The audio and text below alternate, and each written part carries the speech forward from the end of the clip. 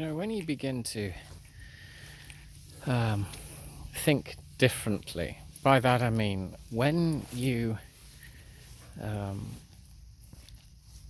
read the Bible as a series of covenants, when you take the view that God is God at the beginning of the book, at the end of the book, and throughout the book, then it becomes a slightly different story, because you don't necessarily read it in terms of two testaments. People always say, oh, well, God was so violent in the time of Moses and the time of David and so on and so on. And that the New Testament is very, very different. It's so peaceful and so on and so on. Well, that's really not true, is it? If you look at the scale of the violence that occurs in the New Testament, it's enormous. Absolutely. Just read the book of Revelation. We're talking about a global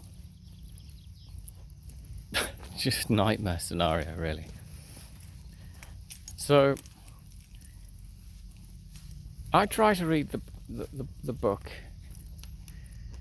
not as two testaments, but as God outworking his plan and purposes from the beginning, as God dealing with people who have received covenants from him, and they go through seasons of being in a sort of really good covenant relationship with God, and then at other times they're in wanton rebellion and think they can produce better covenants for themselves.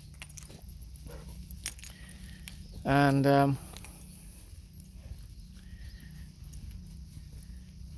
so the point is this, is that just like David said in his second psalm, the kings of this world plot in vain against the Lord's anointed. It's true today, isn't it? Absolutely true today. And it comes with the same warning. If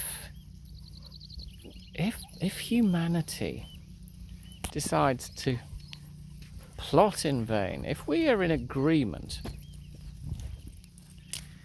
with the kings of this world, then we will bring, whether we like it or not, judgment upon ourselves. So what can we do about that? Well, personally, we can do what's often referred to as we can get right with God. But corporately and at a community level, we can rediscover for ourselves, can't we? We can rediscover as a nation God. It's as simple as that. Rediscover his laws, his precepts. They haven't changed from the beginning of the book to the end. Let's remember that. Jesus didn't come to abolish the Torah. He didn't come to abolish the law. In fact, Paul says something to the effect of that it's a mirror. We use it, and it reflects to us our human nature, our sinful nature, our fleshly, worldly appetites. It reveals to us how far we're straying from God's best for his creatures. And in doing so, we can avail ourselves of the grace and the truth that came through Jesus and turn back. By doing what? By repenting. Jesus didn't just take the penalty for us. He came also to reveal to us what we need to do in order to be set free,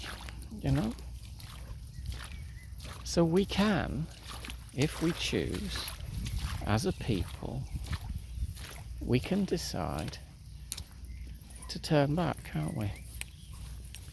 We can decide for ourselves that we need to remove legislation from our laws, statutes, whatever they're called, and just realign ourselves as a people again with God's word. And I believe with all my heart that if we do that, He will bless this nation, He will protect this nation, He'll do all sorts of things for our good. But if we carry on in our wayward manner, then despite His love for us, He'll correct us just like a parent. Despite the fact that you might love your children, you correct them. It's going to be no different for us. So we're given a choice. Or aren't we, really? And surely it's better for us to choose the way of obedience, because that comes with blessings.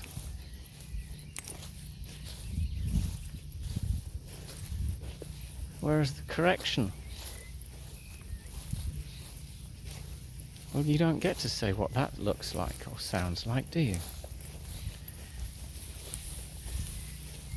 So I would rather turn back, see this nation turn back of its own volition,